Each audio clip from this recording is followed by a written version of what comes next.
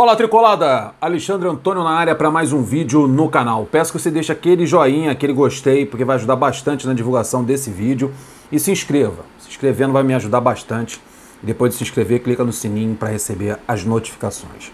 Rapaziada, vamos falar aí dessa eliminação do Fluminense, o prejuízo financeiro para os cofres do clube que essa eliminação na Taça Libertadores vai trazer. Já trouxe, né? O Fluminense desesperado, querendo vender jogador, dívida com o Independente Del Valle, de Sornosa, Orejuela, o caso podendo chegar à FIFA, perda de pontos, punição, o Fluminense pode ser impossibilitado de contratar jogadores, o Fluminense precisando fazer um caixa, vender desesperadamente, vendendo mal, que é no caso o Luiz Henrique. No meio do ano pode ser outros jogadores que venham a sair, como Nino e André, e o time vai se desmanchando, vai perdendo peças importantes, o Luiz Henrique já não foi o mesmo jogador na noite de ontem. Outros podem sair, são peças importantes, ninguém contrata, principalmente o clube europeu, não contrata baranga, né? É diferente do Fluminense, o time europeu quer o André, quer o Nino, quer o Luiz Henrique, o time vai se desmanchando, vai envelhecendo, jovens jogadores vão saindo e as barangas vão ficando, os jogadores mais velhos, o salário é alto, os encargos são altos e o Fluminense ainda me é eliminado numa pré-Libertadores. O Fluminense não consegue chegar à fase de grupos, aí o prejuízo se soma isso. Um prejuízo altíssimo, né? Porque a saída precoce da Libertadores representa um prejuízo na casa de 10 milhões de reais para o Fluminense. E nem indo para a Sul-Americana resolveria o problema. O Fluminense precisaria chegar numa semifinal da Taça Libertadores, de preferência ser campeão. Então o que se salva dessa gestão? O que salva a gestão Mário Bittencourt para dizer que esse presidente é diferente ou é melhor do que foi Peter e Abate? Ou é a mesma coisa? É a pergunta que a gente faz, porque na área do futebol tem muitos erros. Escolha de treinador, saída de jogador, é a mesma coisa do que aconteceu com outras gestões. Vendendo jogador barato, perdendo os ativos do clube, jogadores que não conseguiram nem conquistar nada no clube, como o caso de Metinho, Kaique saindo muito jovens, por preço baixo, Pitaluga, um baita de um goleiro que poderia estar aí nos ajudando bastante, está lá no Liverpool, saiu por uma merreca. Então, há mesmos problemas. E o Fluminense não consegue fazer dinheiro novo. Plano de sócio emperrado, tem um plano de sócio novo aí para ser lançado, cadê? Não sai. Agora, vai sair agora, depois que o clube saiu da Taça Libertadores, foi eliminado, se sair vai ser um fracasso.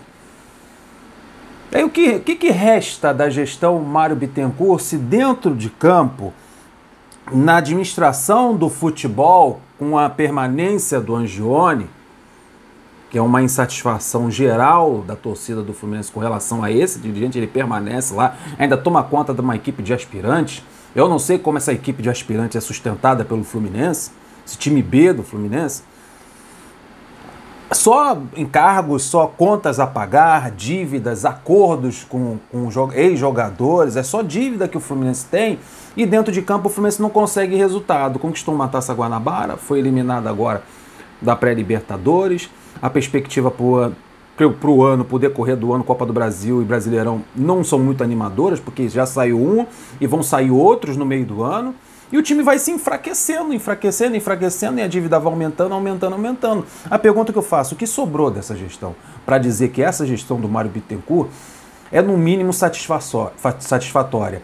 Porque até na área das finanças, e que havia um discurso que agora a gente vê que é muito falso, né, ou se confirma para a gente agora, a gente já tinha uma desconfiança, mas agora se confirma que até na parte da gestão, da administração do dinheiro do Fluminense, é muito ruim e é compatível com o trabalho feito na área do futebol. O que restou?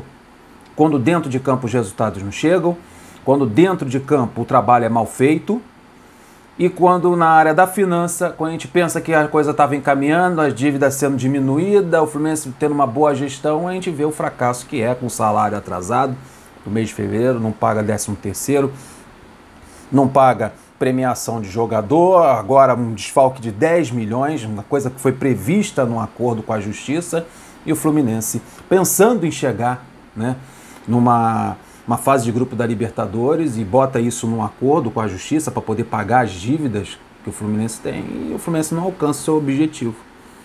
Sobrou nada, na minha opinião, infelizmente, não sobrou nada dessa gestão. Não tem o que defender essa gestão nesse momento. Se você recorrer para a área do futebol, tem mais erros do que acertos. Ah, mas se você recorrer como recorriam antigamente, mas pelo menos na área da finança, está pagando as contas, está sanando o clube, já caiu por terra, irmão. Caiu por terra e o que a gente vê para o futuro do Fluminense é só o pior. Principalmente com essa eliminação, esse prejuízo financeiro na Taça Libertadores. Para esse ano de eleição, não sei de onde o Fluminense vai tirar dinheiro para recuperar esses 10 milhões, não sei mesmo. Então não tem como os passadores de pano, não tem como as pessoas, não tem como aquelas pessoas que gostam de um discurso mais otimista defender a gestão Mário Bittencourt, se até na área da finança, onde que ele se escorava, o negócio ruiu, o alicerce se quebrou e veio à tona venda de jogadores a preço de banana, pelo desespero, que precisa fazer dinheiro, atraso de salário, atraso de premiação, fundo de garantia, férias. Caiu por terra o único discurso que era utilizado pela gestão Mário Bittencourt para dizer que essa gestão era boa, era diferente das que passaram. Fluminense, rapaziada, olha só como o drama. O Fluminense terá que ser semifinalista da Sul-Americana para se aproximar da premiação dos grupos da Libertadores, para tentar se aproximar do valor que o Fluminense perdeu por não se classificar na fase de grupos da Taça Libertadores. O Fluminense apresentou meta, atenção, o Fluminense apresentou meta de classificar a fase de grupos da Libertadores à Justiça em plano de pagamento para credores trabalhistas e cíveis.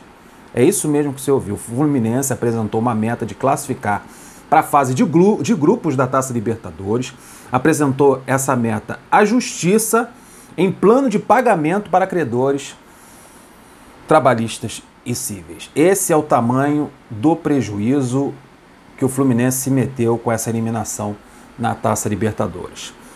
Para se aproximar da premiação de 3 milhões de dólares, cerca de 15 milhões de reais, da fase de grupos da Taça Libertadores, o Fluminense precisará alcançar a semifinal da Copa Sul-Americana.